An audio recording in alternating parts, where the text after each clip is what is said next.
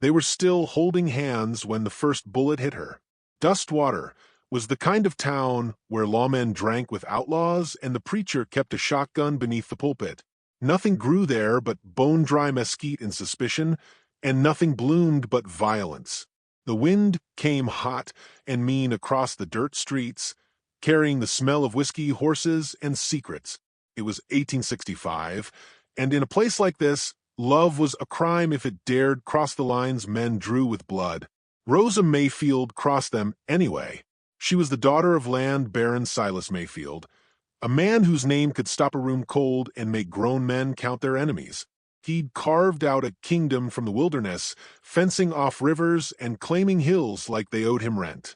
Rosa grew up in a house built on hired guns and hard deals, her mother long dead, her dresses stitched from eastern silk while the townsfolk sewed their own. But none of that stopped her from walking barefoot into the blacksmith's forge one summer evening. Eli Stone didn't see her coming. He was too busy shaping a horse's shoe, hammer ringing like judgment in the air. Sweat clung to his brow. The fire behind him roared. When he looked up, the hammer slipped from his hand. "You fix more than horses?" she asked. "Depends what's broke," he said. He hadn't meant to fall for her. No one did. Rosa had eyes like twilight and the quiet fire of someone used to being told no and saying yes anyway. She came back the next day. Then again. Letters slipped into his jacket. A wildflower left on his anvil. Love grew reckless between them, secret and fast like prairie fire in dry grass. Everyone saw it coming but them. Eli was a man of few words, an ex-Union soldier with a past full of graves and a heart he thought long buried. Rosa woke it. He told her things in the dark, beneath the hills where no one watched. He spoke of the war, of brothers lost, of the sound a man makes when he dies, holding his gut. She listened and didn't flinch. She told him her father would never let her go, that he'd promised her to a banker in Abilene, that she'd rather hang than marry a man who counted cattle more tenderly than women. So they planned a dawn ride west, 2 horses, a hidden satchel of coins, Rosa's mother's ring tied in her handkerchief. They'd cross the river and never look back. But Dustwater don't forget what it owns. That night, the sheriff's men waited near the cottonwoods. 6 riders, faces masked but horses known. Someone had told, likely the preacher, paid off in coin or fear. The moon was a thin blade in the sky when Rosa and Eli came into the clearing. Rosa saw the rifles first. "Run," Eli whispered. "No." He reached for her hand, held it, didn't let go, even when the sheriff raised his voice like thunder. "Drop the girl, Stone. She belongs to her daddy. She belongs to herself." A pause, then the sharp, terrible sound of a hammer drawn back. "She's gone too far," came a voice from behind a scarf. "You both have." Rosa didn't scream. She stepped forward, chin lifted, eyes dry. "You kill him," she said. "You better kill me too." They did. The first bullet tore through her chest, knocking her into Eli's arms. He caught her like he always had, suddenly, completely. She gasped, red blooming across her pale dress. Eli held her, eyes wide, lips trembling. "I'm here," he whispered. Then came the second shot. He didn't cry out, didn't fall, just leaned over her, forehead pressed to hers as the life left them both. In the silence that followed, a dust devil rose up from the dry earth, spinning between the mesquites. One of the riders muttered a curse. Another crossed himself. "Leave 'em," the sheriff growled. "Let the coyotes do the burying." The horses turned and the night swallowed them. By morning, the town pretended it hadn't happened. Silas Mayfield rode through the square like a man already grieving a daughter lost to bad choices, not bullets. The sheriff drank at the saloon. The preacher quoted scripture. The townsfolk looked away. But in the alley behind the smithy, Micah Stone arrived, mud on his boots, eyes wild from riding through the night. He found the forge cold, the tools untouched, and Rosa's locket half buried in the blood-soaked dirt. It still held her mother's portrait. It still smelled faintly of rosewater and fire. He didn't scream, didn't curse the sky, or tear at his shirt like men in novels. He stood still for a long time, then knelt, gathering the earth in his hands. They said Eli was the quiet one, but Micah was the dangerous one, and he had just lost the only person who ever made his brother smile. Rosa had once said dust water would never change, that it fed on silence, that it punished love and rewarded fear. She was right, but what dust water didn't know was that Micah Stone didn't believe in silence or forgiveness. He buried them himself under the shade of the old cottonwood, carved their names into a plank of wood with the same knife Eli had carried since Gettysburg. He tied Rosa's locket around the marker and left it swinging in the wind. Then he turned his back on the graves, the town, and the law. There would be no peace until names were spoken aloud, until the dead were answered for. And dust water, for all its swagger and smoke, had forgotten what it meant to fear something righteous. The wind picked up that night hard and hot, as if the earth itself had taken a breath it meant to hold, because someone had finally dared to love in a place that feared it most, and someone else was coming who didn't fear anything at all. Micah Stone rode out of dust water before dawn, the sky bruised purple with night's last breath. His brother and Rosa lay beneath the cottonwood, the dirt fresh, the wood markers still damp from his carving. He didn't speak when he rode past the sheriff's office, didn't look at the preacher's house, though the lamp still flickered in the window. He only gripped the reins tighter and let the desert swallow him. He didn't know where he was going, not at first. Vengeance didn't have a map. It was a direction, not a destination. His horse, an old buckskin with a limp, bore the weight of a man carrying ghosts. In Micah's saddlebag, a half-empty canteen, a tin of beans, Rosa's journal, and a letter addressed to no one. He hadn't opened it yet. He wasn't ready. The trail west was mean and lonesome. Scrubland stretched for miles, the sun punishing and the wind dry enough to peel skin. By the second day, his lips were cracked, and he hadn't spoken a word aloud. Silence followed him like a second shadow, one he could not shake. He made camp near a dry creek bed, built a small fire, and stared into it like it might tell him what to do next. The flames hissed and cracked. He took out Rosa's journal, fingers hesitating on the leather cover.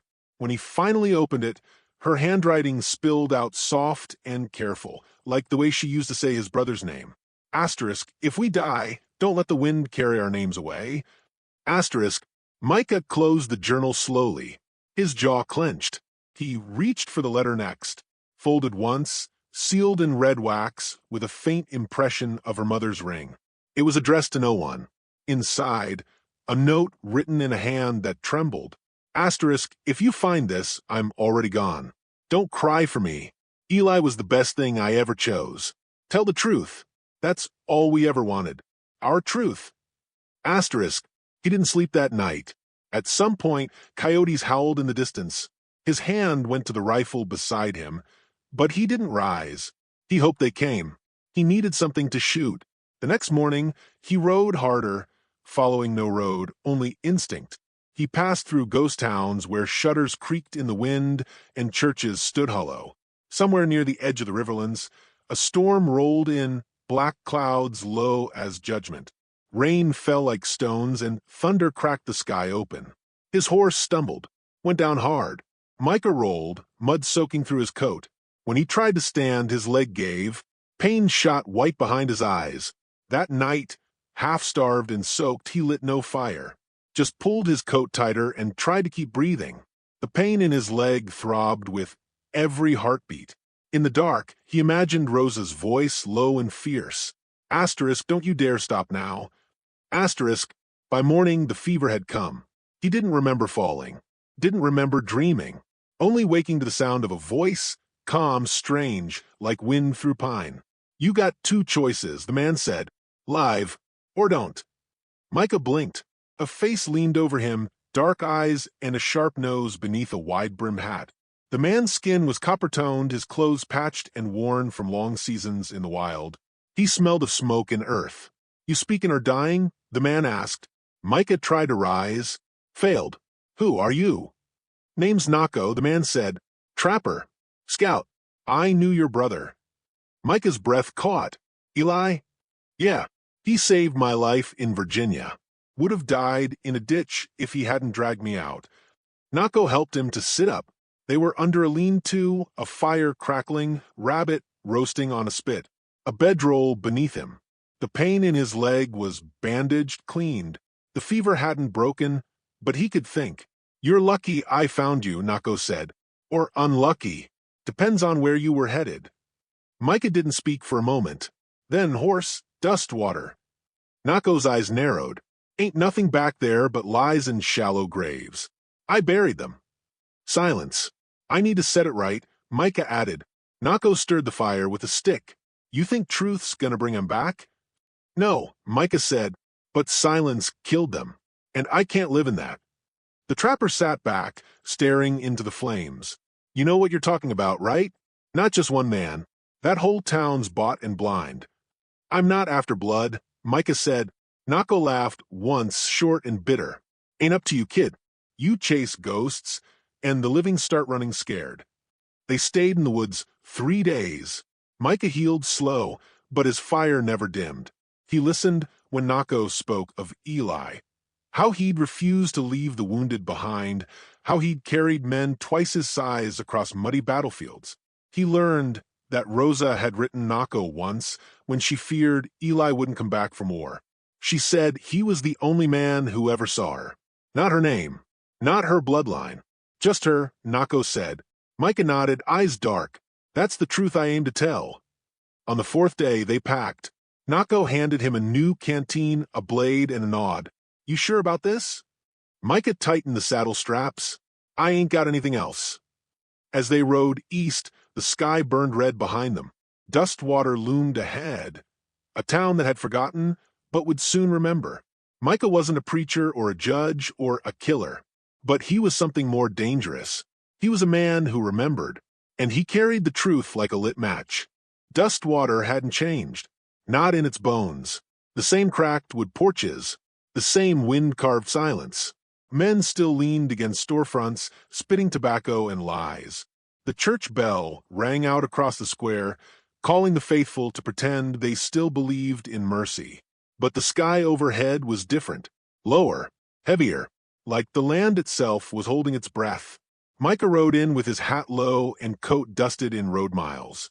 Beside him, Nako moved like shadow, silent and sure. They said nothing as they passed the sheriff's office, the saloon, the general store. No one recognized them. Or maybe they did and chose not to. In Dustwater, survival came from pretending. The church doors stood open. Candles lit the altar. The preacher stood before the crowd, white hair shining under the rafters. His voice carried smooth and warm, like oil poured over rot. He was preaching on judgment. Micah stepped inside. His boots echoed on the old floorboards. Heads turned. A whisper started. The preacher's voice faltered for a breath, then returned. "And we shall know them by their fruits." Micah's voice cut through. "Tell them the truth." Gasps scattered like wind through dry grass. The preacher blinked, the color draining from his face. "I said tell them." Micah stepped closer. "What you did, what you sold. I don't know who you." "Don't lie in God's house," Nako said from the back, stepping in, rifle slung. Micah dropped Rosa's journal onto the pulpit. The locket followed. It spun once. Rested. The preacher looked at it like it might burn him. "You gave her up," Micah said, each word iron. "Told her father where they were. Let him send killers while you preached mercy." Someone in the pew stood, then sat again, quick and nervous. The preacher's hands trembled. I did what I had to do." "For who?" Micah asked. "For God? Or for coin?" Silence. Thick. Heavy. Someone in back muttered a curse. A woman's hand clutched a child tighter. "I was afraid," the preacher finally said. "Silas, he owned everything. Even me." "You let them die," Micah said. "And you lied every Sunday since." "I buried them myself," he added. "In dirt you wouldn't touch." The preacher sank to his knees. "I'm sorry," he whispered. "God help me, I am—" "Too late for prayers," Nako said. Micah turned to the crowd. His voice rose, not loud, but steady, shaped by loss. She loved him. That was her crime. And he didn't run. That was his. Faces turned away. Some looked down. But a few met his eyes, older folks, younger ones. One man tipped his hat. Another woman wiped her cheek. Dust water was cracking. Say their names, Micah demanded. Say Rosa Mayfield. Say Eli Stone. The preacher did. Others followed. Soft at first, then louder. By the time Micah stepped down, Dustwater was no longer silent. Silas Mayfield came riding in not an hour later, flanked by 2 hired guns and thunder in his eyes. He stormed into the square, reins still swinging, his voice booming. Where is he? Micah stepped out from the church. Silas pulled a pistol. You've got no claim here, the old man barked. I buried your daughter, Micah said. You want to kill me too? Do it. Silas's hand shook, but the gun stayed raised. She was my blood, Silas growled. Mine to protect. You protected nothing, Micah said. You murdered her. Behind him, the townsfolk gathered, drawn like flies to fire. The preacher stood beside them. Word had spread like wildfire. The locket glinted on the church steps. Nako stepped to Micah's side, calm and unreadable. Silas's aim shifted. Think carefully, Nako said. The 2 hired men hesitated, looked at each other, looked at the crowd, then stepped back. Silas stared in disbelief. Alone now, surrounded, his gun lowered. I built this town, he muttered. No, Micah said. You poisoned it. He walked past Silas, slow and sure, every step a reckoning, took Rose's journal from the preacher's hands, and turned to the crowd once more. She said, Tell the truth. Then he left. No lawman stopped him. No one called him back. They rode out before dusk, the wind sharp and wild. The cottonwood trees in the distance swayed like mourners. They didn't speak for miles. At a rise above the valley, they paused.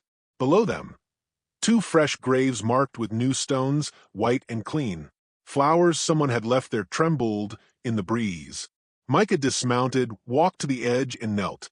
He took out the journal one last time. Read the first line, barely above a whisper. Asterisk, if we die, don't let the wind carry our names away. Asterisk, he fed the journal to the fire, page by page, not because he forgot, but because it had already done its work. They remember now, he said. Nako nodded. They won't forget, Micah added. Not again. The flames crackled. The sun dipped low. 2 graves stood in silence, not alone anymore. Then they mounted up and rode west into the falling dark, where truth waited like a storm still coming.